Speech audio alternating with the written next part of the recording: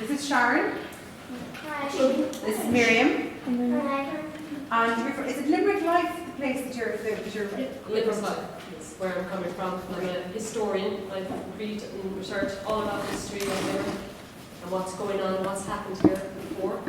And where we're going today, it's just up here, behind Watch House Cross, behind the shopping centre there. There's a huge graveyard. I don't know if any of you know about this. Yeah. Have you seen the massive cross, the huge cross on it? Just So, the graveyard was there. It was built over 150 years ago. And why it was built was, do you know the St. Bridgets Hospital? Yeah. Years ago that was a workhouse.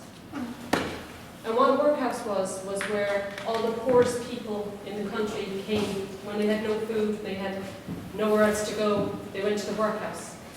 So when they go to the workhouse, it was like Oliver Twist. You know, have you seen the movie of Oliver Twist? It was just like that. They'd go into the workhouse and all families would be separated off into different sections. So the mothers would be on one side, the fathers would be on the other side, and all the children were even separated off into boys and girls on different sides. But this graveyard was built when the famine was around. Do you know about the famine? Yeah. Yeah. Yeah, exactly, potatoes, or the lack of potatoes. What happened was, in the countryside all around Limerick, there was masses and masses of farms. So all the people, when their potatoes, when they had no more left, would come into Limerick and they'd all come to the workhouse. All these starving people looking for a bit of food.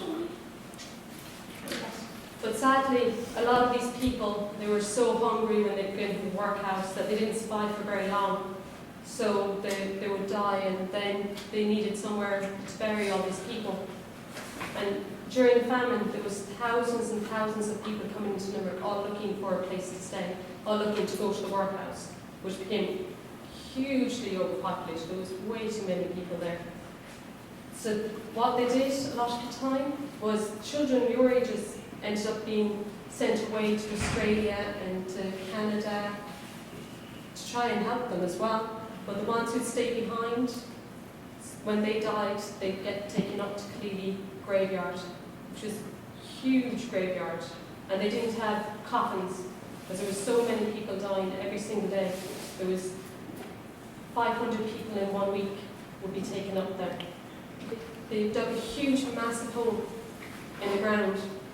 And at the bottom of this hole, up in that area, is a thick line of yellow soil underneath the ground.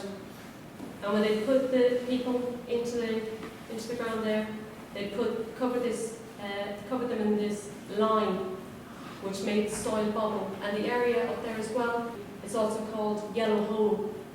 What happened was when the lime would hit that yellow soil at the bottom, it would bubble up. So when people would go up to see the burials, they'd see all this bubbling yellow soil coming up out of the ground. And every week for a few years, there was hundreds and hundreds of people being buried inside this graveyard. In the end, I think there's something like 5,000 people buried inside there. Goodness me. Yeah. All underneath that one big cross. There's about 5,000 people altogether. Wow. And they don't know who the people were because they came from all the farms all over.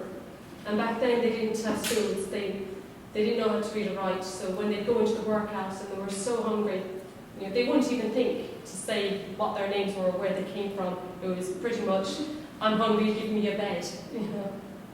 But then they'd all go into this huge graveyard.